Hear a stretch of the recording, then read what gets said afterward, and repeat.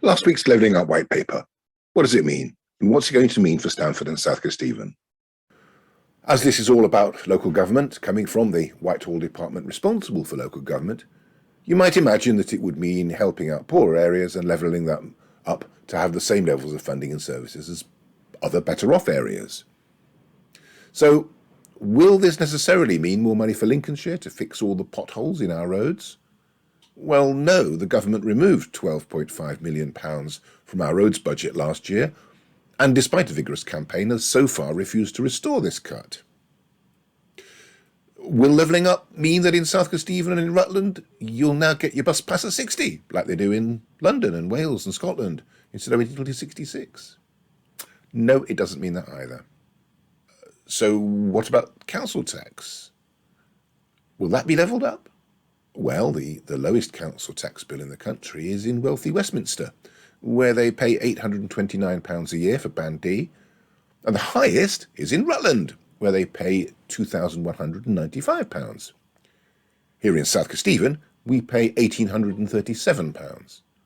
15 of the 20 lowest council tax areas are in Greater London, 17 of the 20 are in London and the South East, and 98% of English councils are charging a higher council tax than anywhere at all in Scotland.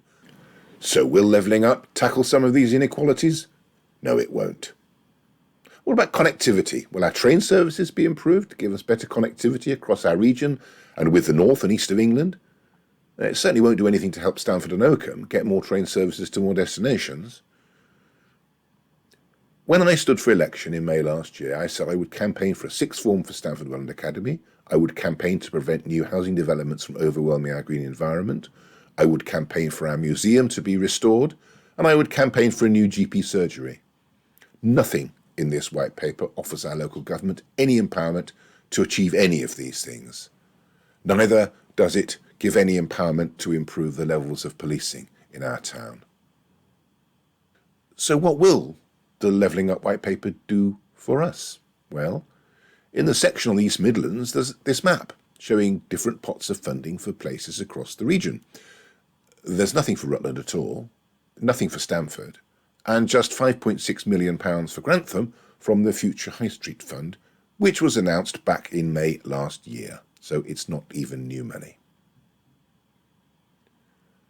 Lincolnshire's top-tier councils, that's Lincolnshire County Council plus North Lincolnshire and North East Lincolnshire, covering Scunthorpe and Grimsby, have jointly issued draft proposals for levelling up Lincolnshire, which, as you can see, largely ignores South Kesteven on this map. Grantham and Stamford are not mentioned. That said, the white paper does speak of improving deprived areas, and Lincolnshire does have levels of deprivation along its coast, which are among the highest in the country. But it could be argued that these areas should receive additional support with or without devolution of powers from central government.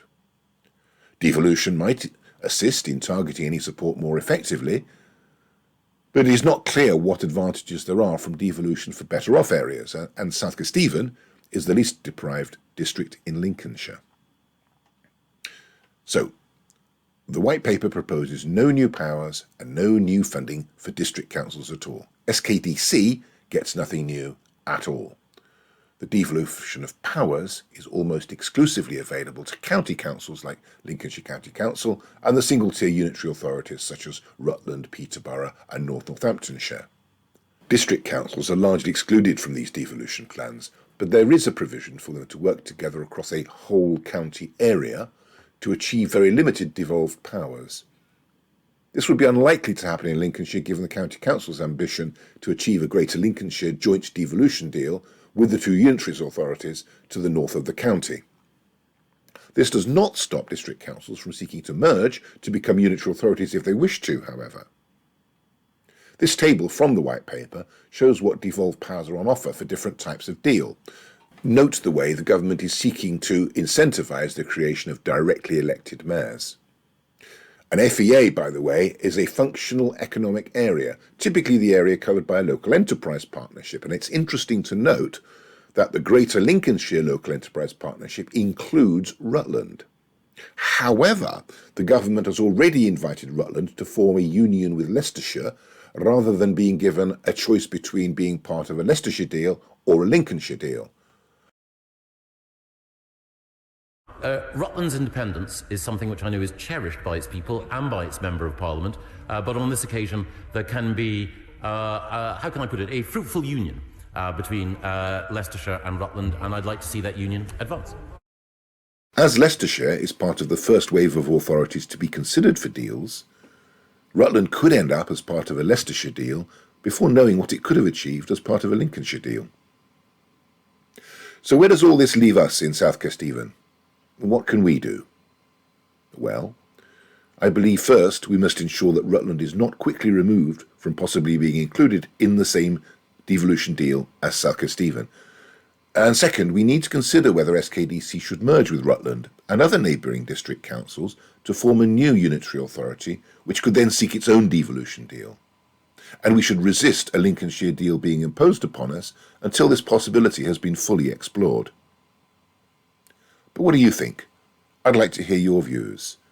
You can email me at richard.cleaver@southkesteven.gov.uk. And thank you for watching.